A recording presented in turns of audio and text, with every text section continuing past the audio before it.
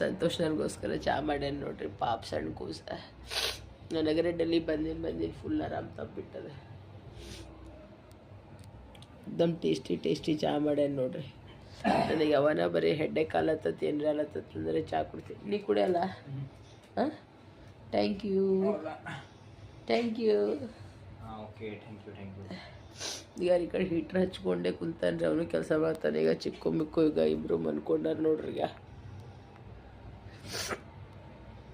ನಂಗೆ ಫುಲ್ಲು ಮೀರು ಬಿಟ್ಟದೆ. ಇದು ಹಿಡ್ಕೊಂಡಾಗಿ ನೀರು ಉಂಟ. ಹಾಂ, ಫುಲ್ಲ ತಾಕೋಕ್ಕಾಗಲ್ಲಾಗ್ಯದ ನೋಡ್ರಿ.